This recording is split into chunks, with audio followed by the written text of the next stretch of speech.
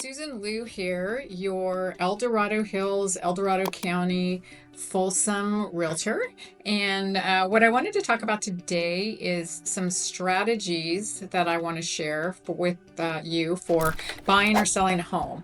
And I'm even going to take it a step further because I wrote this book and I want to get a copy in your hand. If you're thinking about buying or selling, this is full of lots of good information and strategies and tips and tricks for both buyers and sellers. So like I said, buying and selling a house can be a pretty daunting experience. So that's kind of what prompted me to write this book, to help alleviate some of the stress that's involved when you go to buy or sell a house. And there's a lot of other things happening right now in the industry that even us as agents are trying to work through. So, over the next coming months, we'll be explaining to our clients things are going to change with regards to compensations for buyers agents and sellers agents. So, but for now, this book sort of focuses on the traditional way, but I am doing an update. But there's a lot of other stuff in there that don't have anything to do with that. So it's still a great resource. So I kind of tailored it for each stage of the process in each section. So I'll just kind of quickly go over what some of those things are, and then I'll tell you how you can reach out and request a copy of this book. So in the seller section, provide some guidance on selecting your agent. And it's going to become even more important to do that in the coming months, like I said, with the changes. So you want to make sure that you have an agent that's in your corner, that understands your market and how commission structures work, how they, pricing strategies. You're going to want to understand how they're going to price your home. So what I talk about in here is, how we assess comparable properties, including active, sold, and even expired listings. Because what the expired listing might tell us is that property was priced too high, and that's why it didn't sell. So we'll kind of look at all of those things and go over those with you and come up with a strategy for pricing. It's never in your best interest to, price the house too high, because then nobody's gonna want to look at it. You want to just try to find that sweet spot and get in there and get it priced correctly. So people will both come and look at it and they will write an offer. That's the goal, right? So we'll talk about some insights into the appraisal process. I'll even touch on if you want to sell it on your own. If you want to be a for sale by owner, there's some information in the back talks about how you might do that and what you might expect. If you want to get a buyer, then that buyer might bring an agent into the deal, how you might think about compensating that person so that, they can work with the buyer and bring you more options. You always want the pool to be the biggest, right? You want the biggest pool to get best price for your house. And then the other thing I talk about in here is I offer some tips and strategies on preparing your home for sale, whether it be doing small renovations, freshening up the paint, things like that. I also, talk about tips for showing. You want to make sure that the house presents well and that you're super cooperative when showings need to happen, that you're not limiting the time frames where agents can show your house to the point of they just move on to the next one. So, we all understand you're still living in the house, that you've got constraints that you need to deal, and that, there may be days that don't work for you. You want to be cooperative with that and give as much time as you can for people to come and see the house. I talk about how to keep it clean, the smell test.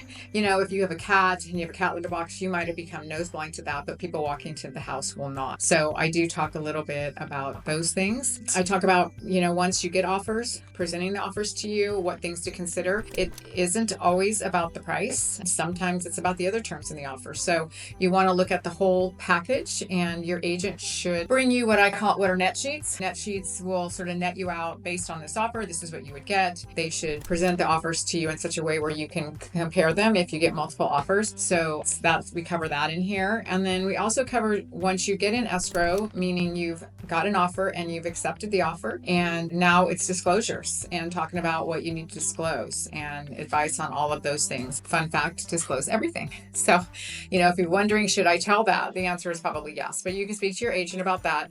But disclosure is really important to keep you out of court and out of lawsuits. So you want to make sure that you do that. And then lastly, we just talk about how the closing process is going to work, what's going to happen during that time and how you get your funds, because that's what you want, right? Get to the closing table and get that money put into your bank account. So that's kind of an overview of the seller section. So in the buyer section, it starts kind of the same. It's picking your agent. And that's going to become even more important with these changes, which I will talk about when I update this book. And if you get a copy of this now and you want to let me know when it's updated, I will send you an updated version. And really the sections that we're going to update talk about compensation to the both the buyer's agent and the seller's agent, because that's what's changing in our industry. But what I talk about in here for the buyers is to, how to select your agent, the agent who knows the area, knows how to help search for homes, knows how to get you in there the quickest so you can see the home to make an offer. In a super competitive market, you need to get in there faster so that you can decide if you want to write an offer. We'll talk about that. We'll talk about, if it's a competitive market, you can't sort of wait and see, and maybe I'll write an offer, and before you know it, it's going to be pending. So if you really love the house, then you want to go ahead and write that offer and get going on that. We'll talk about pre-approval. So before you go out and show homes, you'll want to get a pre-approval letter from your lender and have that for your agent. So when they do write an offer, they're going to include that with the offer that they send to the listing agent. And I can tell you, listing agents are not going to want to present offers without that, because they need to know before they accept your offer or counter your offer that you can actually purchase that home that you've written an offer for. So you're going to want to do that. I talk about what not to do when you're in the process. With regards to your loan, you do not want to go out and make a big purchase or apply for credit, change a job, or anything like that. You want to just hold steady during this process, because all of those things can cause the lender to decide that they're not going to move forward with your loan. So you want to, before you make any big decisions, you want to talk to your lender, talk to your agent, and make sure that, that's something that's not going to trip you up, because you want to keep your credit score up. Maintaining that good credit score is super important. So we'll talk about the house hunting, how we're going to do that. What's the good strategy? Get out there and see it as soon as it gets on the market. Your agent can set up a search for you through their local MLS or the area where the MLS is that you're looking, and those new properties or changes prices will just populate into your email. You can also go in and look at Zillow and Realtor.com and send those listings you like to your agent. Then your agent can go in and find out what's the situation on it. So the parts that you can't see that we can see are showing instructions or special instructions for writing an offer or whatever might be in there. So we go in and look at that once you identify a home you're interested in, and we go and look at the particulars, and then we would set up a showing. It's like we're not showing it until Saturday, but we're going to do an open house on Saturday. So we would have access to all of that information. So once you find the home that you want, then we're going to talk about writing an offer, and we're going to look at comps around there and say, what do you want to write? We'll have to factor in, what is the current market doing? Is it a market where you might be able to come in under the ask, or is it a market where you better at least write it for asking price if you want to have your offer considered? You could consider writing what we call love letters. Sellers are not looking at those now, but that is something your agent would know if they would consider that. And what those are is, I call them pick me letters. They talk about your family, why you love the house, why you want them to consider and select your offer. So those were very common, but they're becoming less common because sellers don't want to see them. There's reasons for that, fair housing reasons, and so they're becoming less common, but you may want to do that, and your agent could tell you if they would consider looking at those. So once your offer is submitted, a couple things can happen. They can accept your offer as written, or you could get a counter offer. So if you get a counter offer, then we have to come back and talk to you and say, okay, they've countered the price, or they've countered the time frames, or they've countered whatever it might be, and then you can decide if you want to accept that or if you want to counter back. So once the back and forth is done, then you're in escrow. Then you want to schedule inspections. You decide what inspections you want to do. You can talk to your agent about that. They may have recommendations on inspectors, or if you have your own inspectors. Typically a whole house is done. A pest inspection to look for dry rot is done.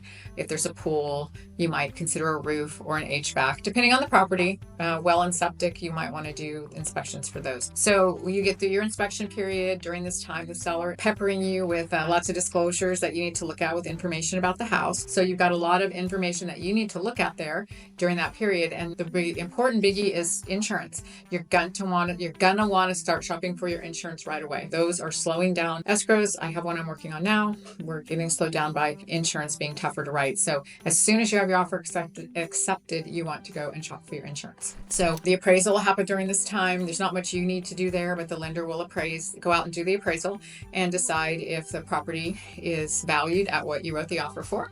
And hopefully it is. And then once you're through all of that, then you're going to remove all those contingencies that you put at the beginning and say, I'm going to buy this. I've checked out everything I need to check out. My lender says I'm good to go. The property appraised.